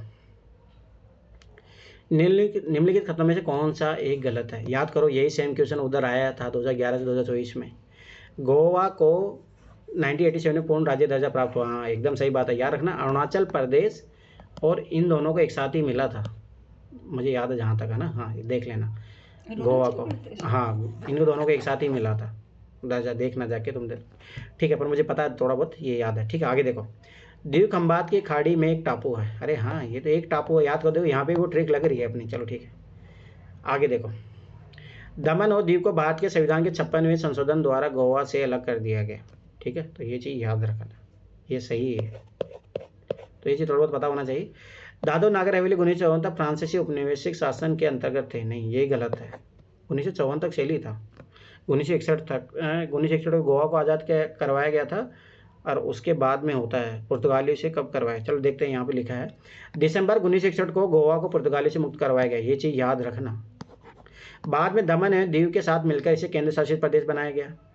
30 मई 1987 को 56वें संविधान संशोधन द्वारा इसे पूर्ण राज्य का दर्जा दिया गया। किसको? गोवा को, याद रखना। दीव खंबात की खाड़ी के समीप काठियावाड़ा तट के स्थित एक टापू है। ठीक है, ये बात सही है, काठियावाड़ा याद रखना, गुजरात के पास वाला। और ये बात सही है, गुजरात का ऐसे देखोगे तो वहीं पे है ये। ठीक है, दमन है दीव, गोवा तथा दादर नगर हवेली का क्षेत्र 1954 तक पुर्तगालियों का उपनिवेशक था, याद रखना, जिसे भारतीय सैनिकों ने 1954 में दादर नगर हवेली पर अधिकार कर लिया था। तो याद रखना, फ्रांसीसी उपनिवेश नहीं था, किसका था? पुर्तगाली। बस ये गलती है इसमें। ठीक है। कुछ को बोल रहा था कोई? हाँ, ये गोवा आजाद कराया गया था ऑपरेशन विजय के तहत शायद। ऑपरेशन विजय नहीं था। हाँ नहीं, हाँ ऑपरेशन विजय था, ठीक है, सही है, ऑपरेशन विजय था। ठीक है, वो इतना यूपीएससी फैक्चुअल नहीं पूछता, पर ठीक है, याद हो तो बहुत अच्छी बात है, तालियां बजा दो अमित के लिए। पर इतना कोई ज़रूरत नहीं। ठीक है, आगे देखो। अब देखो, ये वेरी वेरी इंपॉर्टेंट, ये क्वेश्चन 2018 में भी बना, 2024 में भी बना। अभी देखना, अभी तुम लोगों को लगेगा कैसे बना, अभी देखना। 1935 के भारत सरकार अधिनियम के निम्नलिखित में से कौन सी एक विशिष्ट युक्ति नहीं है, मतलब कौन सा प्रयोजन उसका नहीं था? केंद्र में साथ ही साथ राज्य में द्वैध शासन, ये द्वैध शासन याद रखना 1919 एक्ट में था। और साथ ही साथ राज्यों में साथ ही साथ वाले ना, तो सर वैसे भी गलत कर। ठीक है, बाय द्विसदनीय विधानमंडल, हाँ इसमें लोकसभा राज्यसभा की बात की गई थी, याद करना 1935 एक्ट में। प्रांतीय स्वायत्ता, हाँ इसमें प्रांतीय स्वायत्ता दे दी गई थी, और इसी के आधार पर इलेक्शन हुए थे 1937 के, याद रखना ये चीज़, यही क्वेश्चन पूछा है यूपीएससी ने।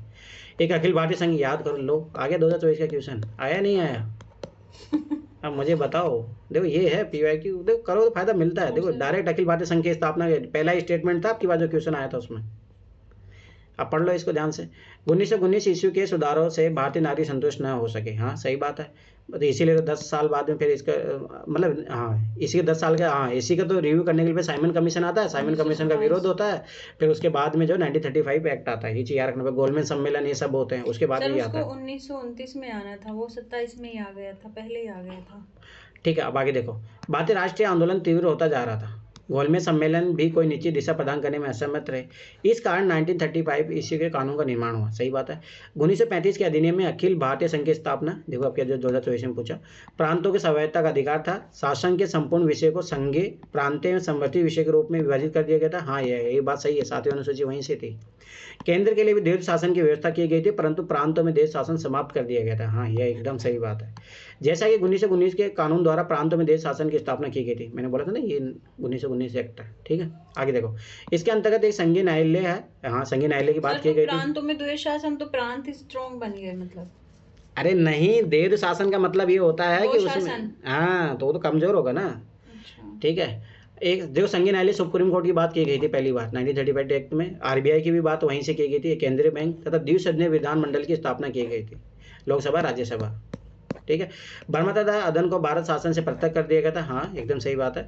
साथ ही सिंध और उड़ीसा के 2 नवीन प्रांत बनाए गए और उत्तर पश्चिमी सीमा प्रांत को गवर्नर जनरल के अधीन कर दिया गया था। ये चीज़ सारी याद रखना, ये बहुत इंपॉर्टेंट है। ऐसे भी एक्ट तो मैंने पहले बोला था, इज़ वेरी वेरी इंपॉर्टेंट, ठीक है। अब आओ इधर, अब तो 2024 के सारे क्वेश्चन मिल जाएंगे आपको, इधर से करोगे तो इसका मतलब 2025 के क्वेश्चन आपको कहीं नहीं जाने वाले।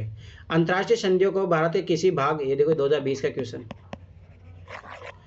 नहीं, याद करो मैंने बताया था कि वो मोदी जब ऐसे आएगा तो उसको पूछेगा क्या राज्य से। ये सेम क्वेश्चन तो डिक्टो कॉपी पेस्ट, याद आया? अरे कोई बोलोगा, ये सब भूल गए हो तुम लोग? सर एक और आ रहा है इससे अलग, एक और यार, अरे मैंने बताया नहीं था, ये डायरेक्ट सेम क्वेश्चन है, डिक्टो कॉपी पेस्ट है ये, एक भी क्वेश्चन इसने वो मतलब एक भी लाइन चेंज नहीं की है। सर ऐसे आर्टिकल 51 का तो पूछा है ना। अरे उठा के फेंकूं, वो अलग चीज है, ये अलग चीज है। मैंने क्या बोला था, याद करो। हाँ। मोदी को जब आएगा तो क्या राज्य से पूछना पड़ेगा, वो वाला क्वेश्चन है ये। अंतर्राष्ट्रीय संधियों को भारत के किसी भाग अथवा संपूर्ण भारत में लागू करने के लिए संसद कोई भी कानून बना सकती है। मैंने उस दिन में क्या बोला था, बिना राज्य की सहमति से। अगर राज्य सहमति लेने जाओगे तो आप जो मैंने बोला नहीं था, ट्रम्प थप्पड़ मार देगा अपन मोदी को। तो मेरे से वादा तो करके गए, तुम अपने राज्य को नहीं मना सके तो राज्य से ही पूछेगा। याद करो, सेम क्वेश्चन है, सेम डिक्टो।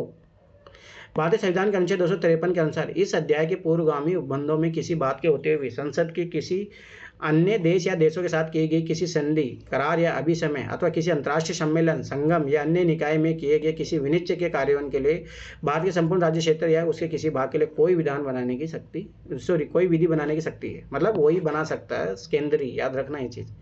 जो डायरेक्ट डिक्टो कॉपी पेस्ट किया गया है। अब फिर बोलते हैं कि पीवाई के क्वेश्चन नहीं आते हैं। जो तुम्हें सामने मैं सारी चीज़ें दिखा रहा हूँ यहाँ पे। अब देखो, ये क्वेश्चन अब नहीं आते हैं, पहले बहुत आते थे, अब नहीं आते हैं। ये चीज़ याद रखना, कोई ज़रूरत नहीं है, बस थोड़ा बहुत देख लो इस क्वेश्चन को, पर नहीं आते हैं अब। ये यहीं मिलेंगे 2010 तक ही आपको मिलेंगे, पर बहुत आते थे पहले, बहुत आते थे, अब नहीं आते हैं। तो छोड़ो। अग्रता क्रम में सही कानून, तो भाई समझ बात है, सबसे पहले किसको प्रायोरिटी दी जाएगी? भाई भारत के मुख्य न्यायाधीश को, इनमें से सबसे ज़्यादा सबसे किसको मिलेगी? भारतीय मुख्य न्यायाधीश को, फिर उसके मिलेगी संघीय मंत्रिमंडल सदस्य को, यूनियन कैबिनेट मिनिस्टर को, हाँ क्यों नहीं मिलेगी, फिर उसके बाद में मिलेगी मुख्य निर्वाचन आयुक्त को, फिर मंत्रिमंडलीय सचिव को। भाई अब ब्यूरोक्रेट तो बाद में, पहले ये सब चीज़ें आएंगी। तो बस ये थोड़ा पढ़ लो। भारत सरकार द्वारा 26 जुलाई 1929 ईस्वी में प्रकाशित प्रोटोकॉल के अनुसार भारत में सार्वजनिक पदाधिकारियों का क्रम इस प्रकार, याद रखना, जो 26 जनवरी होती है ना उसमें इसी क्रम में बैठते हैं। पहले सबसे पहले राष्ट्रपति, फिर उपराष्ट्रपति, याद रखना ये चीज़, फिर प्रधानमंत्री आता है, फिर उसके बाद में राज्यपाल, सारे राज्यों जो भी राज्यपाल है अपने अपने राज्यों में, भूतपूर्व राष्ट्रपति और प्रधानमंत्री आता है, फिर उसके बाद में भारत का मुख्य न्यायाधीश या लोकसभा का अध्यक्ष आते हैं, केंद्रीय मंत्रिमंडल के कैबिनेट मंत्री, राज्य के मुख्यमंत्री अपने राज्य में, पूर्व प्रधानमंत्री, विपक्ष का नेता, भारत रत्न प्राप्त व्यक्ति, इस ऑर्डर में रहता है। ये क्वेश्चन आप नहीं आता तो ज़्यादा टेंशन लेने की जरूरत नहीं, बस थोड़ा बहुत एक आइडिया रखो। आगे देखो, अध्यक्ष सदन के किसी भी सदस्य को बोलने से रोक सकता है और अन्य किसी सदस्य को बोलने दे सकता है, यह घटना कहलाती है। तो भाई स्वाभाविक सी बात है कि स्पीकर के हाथों में कंट्रोल होता है और स्पीकर का काम ही यही होता है कि सदन को मतलब अच्छे तरीके से चलाए वो। तो ये मर्यादा से लिए होते हैं। मर्यादा क्या होती है, ध्यान से समझना। मर्यादा होता है डेकोरम, ये होता है कि भाई सब शांतिपूर्वक भाषा में बात करे, गाली गलौच में बात नहीं करे, ठीक है, वो डेकोरम वो होता है, ठीक है। पक्ष त्याग, क्रॉसिंग द फ्लोर, याद करो कि देखो एक वेल होता है संसद में, संसद में, विधानसभा में हर जगह होता है। जैसे देखो ध्यान से मैं थोड़े बता देता हूँ, अभी कोई जरूरत नहीं इस क्वेश्चन की। जैसे यहाँ पे सब लोग बैठे रहते हैं, ध्यान से यहाँ याद करो कि वो लिखने वाले होते हैं, याद करो ये IAS अधिकारी होते हैं उनको टाइपिस्ट बना दिया जाता है। सर जो बोलते हैं सब लिखते हैं, इसीलिए मैं बता रहा हूँ ना, ये अभी तुम लोग ऐसे सोच रहे हो। डिप्यूटेशन पे जब देखो, जब तक राज्य में हो तब तक मजा करो सत्ता। जैसे डिप्यूटेशन में अगर आप सेंटर में आओगे ना, फिर गए काम से तुम। एक चपरासी की बात है, भेज देते होंगे। अरे हर साल रहता है, 10 साल आप राज्य में काम करोगे, 5 साल आपको सेंटर में आके काम करना पड़ता है। वो लिखना पड़ता है, वो डिपेंड है, कोई जरूरी नहीं वो कहीं पे दे सकते हो ना, आपको सेंटर में आके डिप्यूटेशन में काम करना पड़ता है, ठीक है। क्रॉसिंग द फ्लोर ये होता है कि जैसे आप मान के चलो कि यहाँ से कूद के यहाँ चले गए, ये वेल होता है, याद रखना। यहाँ पे अगर बहुत ज़्यादा जब विरोध करना होता है ना, याद रखना कि यहाँ पे जाया जाता है, ठीक है। इंटरपोलेशन क्या होगा, अंतरप्रशन क्या होगा, ठीक है। अभी देखो बैठ जाना है तो बोलेगा ना भाई समय, भाई अब तुम्हारा टाइम हो गया, चुपचाप बैठ जाओ। तो यही है चीज़। पर ये एक बार देखो ये क्या है, इंटरपोलेशन क्या होता है, ये तो मैं तो पहली बार देख रहा हूँ। अंतरप्रश्न है वो। यहाँ पे कुछ दिया है, चलो दिया है यहाँ पे, ठीक है। लोकसभा तथा अथवा राज्यसभा के अध्यक्ष को मुख्यतः व्यवस्था संबंधी शक्तियाँ तथा विधायी एवं अन्य कार्य संबंधी शक्तियाँ प्राप्त है। उसी सदन में व्यवस्था मर्यादा बनाए रखने के, पक्ष विपक्ष में बराबर मत पड़ने की दिशा में निर्णायक मत देने का प्रस्ताव, याद रखना ये चीज़ याद रखना। प्रतिवेदन व्यवस्था के प्रश्नों को स्वीकार करने, गणपूर्ति के अभाव में सदन की बैठक स्थगित करने, दल बदल कानून के उल्लंघन पर, ये भी देखो ये बहुत इंपॉर्टेंट है, ये बहुत बार पूछा है। दल बदल का याद करो, डिसीजन जो है स्पीकर ही लेता है। उल्लंघन पर सदन के सदस्यों की सदस्या को निरस्त करने आदि अन्य कार्यों का संचालन करता है, ये चीज़ याद रखना, बहुत बार रिपेशन ने पूछा। साथ ही सदन में सदस्यों को बोलने की अनुमति देना, सदस्यों को बोलने से रोकना भी उसके कार्य क्षेत्र के अंतर्गत आता है। इस घटना को बैठ जाना, येल्डिंग द फ्लोर भी कहा जाता है। चलो अगला क्वेश्चन, बहुत अच्छा क्वेश्चन है। बेल को हिंदी में क्या कहते हैं सर? कुआं। तो और क्या ही बोलोगे वेल कुएं के लिए तो यूज होता है। अरे कुआं मतलब समझो क्यों कुआं बोलते हैं उसको। देखो ये ऐसे, ये जो यहाँ बैठते हैं ना, ये ऊंचा होता है, ये नीचा होता है, जहाँ पे वो बैठ के काम करते रहते हैं, इसीलिए उसको वेल बोला जाता है और कुछ ही नहीं। तो ठीक है, ये चीज़ याद रखना। एक कॉलेज का विद्यार्थी अपने नगर निगम की नगर परिषद में चुने जाने के इच्छुक है। उसके नामांकन की वैधता अन्य शर्तों के साथ इस महत्वपूर्ण शर्त बनी हुई है, याद करो, वेरी वेरी इंपॉर्टेंट। पंचायती राज के बारे में क्वेश्चन पूछा था। हाँ, ये तो बहुत अच्छा क्वेश्चन है। देखो सभा की बात है, एक चीज़ याद रखना, नगर परिषद हो, मैंने कितनी बार बोला था, इनके लिए कितनी एज चाहिए, पहली बात याद रखना, 21 एज चाहिए, ठीक है। अब देखो वो मान लो बात चुने जाने के इच्छुक है, तो बात समझ पाते, उसको जो भी संविधान में जो लिखा है उसका पालन करना पड़ेगा ना। वो अपने कॉलेज के प्राचार्य से अनुमति प्राप्त करे, कोई ज़रूरत नहीं है भाई पहली बात तो इंडिया में एजुकेशन का वैल्यू है ही नहीं। वह किसी राजनीतिक दल का सदस्य हो, ऐसा भी कोई ज़रूरी नहीं है, ठीक है। उसके नाम मतदाता सूची में सम्मिलित हो, ठीक है। ये तो नेसेसरी है सर। अरे पर सुनो, ठीक है, ये चीज़ हमेशा याद रखना। इसके 2-3 कंडीशन होती है, एक तो वोटर लिस्ट में उसका नाम होना चाहिए, दूसरा उसका एज जो है क्वालिफाई कर जाना चाहिए, बस फिर वो लड़ सकता है। तो ये बात तो सही है। वह भारतीय संविधान के प्रतिनिष्ठा को दाखिल करे। सर वोटर लिस्ट में तभी तो नाम बनता है जब 21 एज हो जाती है, तो दोनों चीजें। 18 साल उठा के फेंक दूंगा, 18 साल राजीव गांधी के पहले 21 साल थी, याद रखना। भारत जब आज़ाद होता तब 21 साल थी, फिर राजीव गांधी ने बाद में चेंज किया था और उसके लिए 61 ऐसा कुछ कॉन्स्टिट्यूशन अमेंडमेंट एक्ट आया था। हाँ 1989 हाँ, उस टाइम आया था, राजीव गांधी कार्यकाल में आया था, मुझे इतना पता है। और वो इसीलिए कि राजीव गांधी बोला गया कि उस टाइम में ना राजीव गांधी को यूथ प्राइम मिनिस्टर बोला जाता था, तो उसने बोला तुम इस चीज़ का फ़ायदा उठाओ, पर उल्टी पड़ जाती है क्योंकि राफेल घोटाला ज़्यादा भारी पड़ जाता है उस पर तो ये चीज़ भी याद रखना। तो याद रखना कि वही है कि चुनाव लड़ने हेतु मतदाता सूची में नाम होना अनिवार्य है, ठीक है। दूसरी बात, भारतीय संविधान की प्रतिनिष्ठा की घोषणा दाखिल करे। अरे ये बाद में जब शपथ वपथ लेता तब बात है, ये तो भाई इलेक्शन कमीशन, उसमें चुनाव लड़ने के लिए क्या ज़रूरत है, आगे बताइए आप, ठीक है। आगे बढ़ो। अब ये देखो, ये आ गया लो 2024 का क्वेश्चन, 2023 का क्वेश्चन, 2022 का क्वेश्चन अब देखो, ये डिक्टो क्वेश्चन पूछा था नहीं पूछा, 2018 में पूछा, 2022 में पूछा, 23 में पूछा, 24 में पूछा, और इससे ज़्यादा क्या मिलेगा आपको। निम्नलिखित में कौन सा एक धन विधेयक के बारे में सही नहीं है। एक एक पढ़ो, ध्यान से देखते हैं। धन विधेयक संसद के दोनों में से किसी भी सदन में प्रस्तावित किया जा सकता है। नो, गलत है, ओनली लोकसभा में पेश होता है,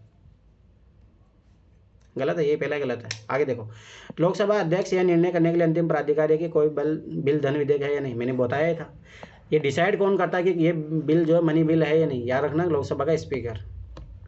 लोकसभा द्वारा पारित किसी धन विधेयक को राज्यसभा द्वारा 14 दिनों के अंदर लौटाया जाना और विचार भेजा जाना आवश्यक है। ये बात भी सही है, याद करो, यही तो 2024 के स्टेटमेंट भी था। आगे पढ़ो। राष्ट्रपति किसी धन विधेयक को लोकसभा में पुनर्विचार के लिए नहीं लौटा सकता। मैंने बोला ही था ये चीज़, क्योंकि उसको पहले रिकॉग्नाइजेशन दे दिया जाता है कि हम मनी बिल ला रहे हैं, तो वो फिर उसकी अनुमति होती है, मतलब ये चीज़ याद रखना, तो वो नहीं लौटा सकता, ये चीज़ याद रखना, ठीक है। तो गलत ओनली वही है। अब मुझे बता, देखो 2024 का क्वेश्चन ये रहा आपका। अनुच्छेद 110 में धन विधेयक को परिभाषित किया गया है। याद करो, आपकी बार कौन सा आर्टिकल दिया था, 109, पर इसमें डिफाइन किया गया है, ठीक है। अब वो अभी तो ना वो यूपीएससी का आंसर किया आएगी तभी पता लगेगा उसका तो आंसर। 109 आंसर ही दिया है। अरे अभी यूपीएससी ने चली दिया है सर, मैं 110 पता था मुझे, तो मैं इसलिए गलत कर दी थी। ठीक है, जो भी है वो तो यूपीएससी आंसर देगी तब पता चलेगा। आगे देखो। अच्छे से, मतलब मेरा सही भी हो सकता है क्या? अरे मतलब मोस्टली तो देखो डिफाइन तो इसको 110 में ही किया गया है। चलो आगे देखो। धन विधेयक राष्ट्रपति की सहमति से लोकसभा में पेश किया जाता है, ये मैंने बताया था आप लोगों को। किसी विधेयक को धन विधेयक के रूप में मान्यता लोकसभा का अध्यक्ष ही प्रदान करता है, ये बात भी याद रखना। धन विधेयक के संबंध में राज्यसभा का बहुमत कम अधिकार प्राप्त है। राज्यसभा किसी धन विधेयक को यदि पारित नहीं करती है तो उसे अधिकतम 14 दिन तक अपने पास रोक सकती है। यदि वह 14 दिन से अधिक रोक लेती है तो वह स्वतः ही राज्यसभा द्वारा पारित मान लिया जाएगा। राष्ट्रपति किसी धन विधेयक को पुनर्विचार के लिए वापस नहीं लौटा सकता, क्योंकि धन विधेयक की राष्ट्रपति सहमति से ही सर्वप्रथम लोकसभा में पेश किया जाता है। अब ये तो याद हो जाना, रट जाना चाहिए। अब आ जाओ ये क्वेश्चन, वित्त आयोग का। देखो ये भी डायरेक्ट यूपीएससी ने कितनी बार पूछा है, कितनी बार। भारतीय वित्त आयोग का कार्य टैक्स का डिवोल्यूशन करना, बस केंद्र तथा राज्य के बीच राजस्व का वितरण करना, एकदम सही बात है। वार्षिक बजट तैयार करना, इसका कब से काम होने लग गया भाई। राष्ट्रपति वित्तीय मामले परामर्श देना, संघ राज्य विभिन्न मंत्रालय नियमों का विधायन करना, ये काम कहाँ से हो गया। देखो याद रखना कि ये वित्तीय मामले से परामर्श तब देता है जब राष्ट्रपति मांगता है। यहाँ पे देखो मुख्य कार्य पूछा है, ये भी याद रखो। तो मुख्य कार्य तो यही है, इसका टैक्स का डिवोल्यूशन करना, ठीक है। केंद्र से राज्यों को वित्तीय हस्तांतरण हेतु दिशा निर्देश सुझाने हेतु वित्त आयोग का गठन किया जाता है। संविधान के अनुच्छेद 280 में व्यवस्था है कि राष्ट्रपति द्वारा प्रत्येक 5 वर्ष के पश्चात या आवश्यकता पड़ने पर उससे पूर्व एक वित्त आयोग का गठन किया जाएगा, सही बात है, जिसमें अध्यक्ष या अतिरिक्त 4 अन्य सदस्य होंगे, ठीक है। अब तक 15 वित्त आयोग का गठन किया गया है। प्रथम वित्त आयोग 1951 के अध्यक्ष के.सी. नियोगी थे, जबकि 15वें वित्त आयोग के अध्यक्ष N.K. सिंह थे। भारतीय संविधान के अनुच्छेद 112 में केंद्रीय वार्षिक बजट संबंधी प्रावधान 2024 का क्वेश्चन, ये है ना, ये बुक अच्छी है। इसमें देखो मतलब वो भी है, अपडेटेड भी है, मतलब मुन्नाल की देश साहब पब्लिकेशन तो अच्छी है ये बुक। हाँ ठीक है। संबंधी प्रावधान भी दिया गया। प्रत्येक वर्ष 1 फरवरी को वित्त मंत्री द्वारा वार्षिक बजट भी संसद में पेश किया जाता है। ये देखो, ये आपकी बात 2024 में था ये स्टेटमेंट। चलो आगे बढ़ो।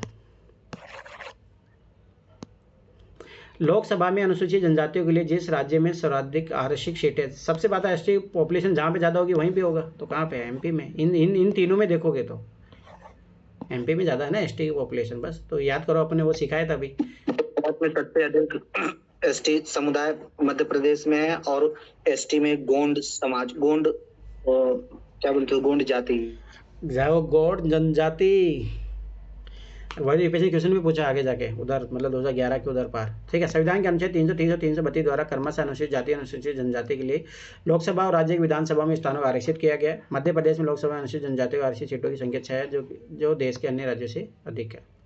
क्या दोबारा पढ़ना है? दोबारा पढ़ना क्या मध्य पढ़ना? प्रदेश लोकसभा का। अरे वो उतना याद रखो कि याद करो। इससे पहले क्वेश्चन क्या आया था? बस संख्या के आधार, जनसंख्या के आधार पर डिवाइड किया जाता है। अब देखो ये क्वेश्चन, ये भी रिपीटेड क्वेश्चन है, आप लोगों का याद आया क्वेश्चन? भारत के महान्यायवादी के विषय में निम्न कथनों पर विचार कीजिए। डिक्टो कॉपी पेस्ट, वो वोट दे सकता है नहीं दे सकता, याद आया क्वेश्चन? दो बार उधर पूछा गया, 2022 में पूछा गया और उससे पहले भी पूछा गया था। वही सेम क्वेश्चन है ये। वह भारत के राष्ट्रपति द्वारा नियुक्त किया जाता है। हाँ एकदम सही बात है भाई, अपॉइंटेड बाय द, ठीक है। उसमें वही योग्यता होनी चाहिए जो सर्वोच्च न्यायालय के न्यायाधीश की होती है। हाँ सही बात है ये भी, ठीक है। उसे सदन के किसी भी एक सदन का सदस्य होना चाहिए। अरे नहीं, सदस्य होने की कोई जरूरत नहीं है। संसद द्वारा महाभियोग लगा चढ़ा, अरे नहीं, राष्ट्रपति तब चाहे लात मार देगा। ये चीज़ याद रखना, ठीक है। ये पढ़ लो इसके बारे में। भारतीय संविधान के अनुच्छेद 76(1) के अनुसार राष्ट्रपति उच्चतम न्यायालय का न्यायाधीश नियुक्त होने के लिए हर किसी व्यक्ति को भारत का महान्यायवादी नियुक्त करेगा, जबकि अनुच्छेद 76(2) के अनुसार महान्यायवादी का यह कर्तव्य होगा कि वह भारत सरकार को विधि संबंधी ऐसे विषयों पर सलाह दे और विधिक स्वरूप के एक ऐसे अन्य कर्तव्यों का पालन करे जो राष्ट्रपति उसको समय समय पर निर्देशित करे या सौंपे, और उन कर्तव्यों को निर्वहन करे जो उसके इस संविधान अथवा तत्समय प्रवृत्ति किसी अन्य विधि द्वारा या उसके अधीन प्रदान किए गए हो। अनुच्छेद 74(4) के अनुसार महान्यायवादी राष्ट्रपति के प्रसाद पर्यंत पद धारण करेगा। प्रसाद पर्यंत धारण करेगा तब तक प्रसाद मिलेगा, तब तक है, नहीं मिलेगा तो गया काम से। संविधान के अनुच्छेद 88 के बंद के तहत महान्यायवादी मंत्रिपरिषद या सदन का सदस्य न होते हुए भी संसद के किसी भी सदन कार्यवाही में उनके समिति की बैठक में भाग लेने और अपने विचार देने का अधिकार रखता है। यही तो यूपीएससी ने पूछा था उधर बार बार क्वेश्चन, यही वाले क्वेश्चन। और शायद राष्ट्रपति को हटाने के लिए ये वोट कर सकते हैं। अरे उठा के फेंक दूंगा अभी मैं तुम्हें। अमित है ना भाई, सच में बता रहा हूँ, तुम्हारे तो मैं डंडे से पिटाई करूंगा। कितने गलत कॉन्सेप्ट लेके घूम रहे हो तुम। जब लोकसभा राज्यसभा के मेंबर ही उसमें वोट देते हैं तो कैसे देगा ये? मेरे समय तो भी इतना पढ़ाई के बावजूद तुम तो गवार ही बैठे हो अभी भी। अब मैंने कितनी बार बोला ये चीज़, तो इसको वोट देने का अधिकार नहीं होता है, जाके बैठकों में भाग ले सकता है, विचार विमर्श दे सकते हैं। हाँ। ये सही है गलत है। उठा फेंक दूंगा। हमें तुम्हारा बहुत गलत कॉन्सेप्ट है, पता नहीं कौन सा सोर्स पढ़ते हो। ये मेरे माइंड में ना सब कुछ मिल जाता है, इधर उधर हो जाता है। माइंड को लिमिटेशन दो। ये देखो, ये उस टाइम में करंट अफेयर क्वेश्चन था, कोई मतलब नहीं, ठीक है। तो ये चीज़ याद रखना, कोई मतलब नहीं, ठीक है। आगे बढ़ो। 73वां संविधान संशोधन अधिनियम 1992 निर्दिष्ट करता है ग्रामीण क्षेत्र में बेरोजगार और अल्प रोजगार वाले पुरुषों और महिलाओं के लिए रोजगार का सृजन करना। कर सकता रोजगार, तो उसमें कोई नहीं। मंद कृषि मौसम की अवधि में सहायता तथा कार्य हेतु इच्छुक समर्गत वयस्कों के लिए रोजगार का सृजन करना, ये नॉर्मल बात है, पंचायती राज कर सकता है, इसमें कोई बड़ी बात नहीं है। देश में मजबूत एवं जीवंत पंचायती राज संस्थाओं की बुनियादी रखना। ये क्या बात होगी? जीवन के अधिकार, व्यक्ति स्वतंत्रता, सुरक्षा, विधि की समक्ष समता, बिना भेदभाव की सुरक्षा की गारंटी। हाँ ये तो समझ से पॉजिटिव बात है, तो फंडामेंटल राइट भी है, तो ये चीज़ याद रखना। तो वही है कि 73वां संविधान संशोधन अधिनियम जो 1992 द्वारा पंचायती राज व्यवस्था को वैधानिक अधिकार प्रदान किए गए, ठीक है। इस संशोधन के तहत संविधान के भाग 9 अनुच्छेद 243 क्या है, ये इतना याद रखना, 11 अनुच्छेद जोड़कर संपूर्ण भारत में वैधानिक संस्था के रूप में पंचायती राज व्यवस्था को लागू किया गया। 11 अनुच्छेद में 29 मदें हैं। इस अधिनियम का मुख्य उद्देश्य प्रजातांत्रिक, देखो ये भी क्वेश्चन डायरेक्ट यूपीएससी ने पूछा था आगे जाके। प्रजातांत्रिक विकेंद्रीकरण के तहत पंचायती राज को अधिक प्रशासनिक और वित्तीय सहायता प्रदान करना है, ठीक है। ये हो गया आपके 2000 तक कंप्लीट, ठीक है। अरे 1-2 साल के और कर ले, फिर कल कंप्लीट कर देंगे इसको, फिर अपन लक्ष्मीकांत पे काम करेंगे। हाँ कितना टाइम हुआ अभी? अरे बोलो, आधा घंटा और ले ले, करवा दूँ सर। फिर कल कंप्लीट कर लेंगे इसको, क्योंकि 2001-2 भी कर लेंगे ना अपन, तो फिर कल तक कंप्लीट कर लेंगे। फिर कल तक कंप्लीट करेंगे तो आराम से अपने पास 7 दिन बचेंगे उसको लक्ष्मीकांत को कंप्लीट करने के लिए। मैं आराम से कंप्लीट करवा दूंगा मैं 20 दिन। ज्यादा लेट हो गया। चलो ठीक है फिर, कोई नहीं। ये कौन बोल रहा है भाई? ये कौन जगह है भाई? ये जगह हुआ है एक बच्चा जो कि मेरे आने का इंतजार करता है। ये जब तक मैं नहीं जाती नहीं सोता नहीं। चलो ठीक है, फिर सुलाओ भाई उसको आप, ठीक है। कोई नहीं, देखो 10 साल के बच्चे हैं। कल मैं ट्राई करूंगा, कल है ना मैथ जल्दी कंप्लीट करके इसको कल कंप्लीट करने का। तो 7 दिन अपने पास बचेंगे। 7 दिन में आराम से लक्ष्मीकांत का जो अच्छा पार्ट है वो मैं आराम से करवा दूँ। देखो एक चीज़ नोटिस कर रहे हो, वही सेम क्वेश्चन है, वही सेम क्वेश्चन, तो पूरा लक्ष्मीकांत पढ़ने की कहाँ ज़रूरत है? मुझे खुद ही सर बताओ। देखो ना उसमें पंचायती राज अनुसूचित है, बस वही सब चीज़ें, वही तो बार बार पूछ रहा हूँ। लोकसभा चलो ठीक है, फिर बाय बाय, गुड नाइट, सो जाओ सब लोग जाके। मौलिक अधिकार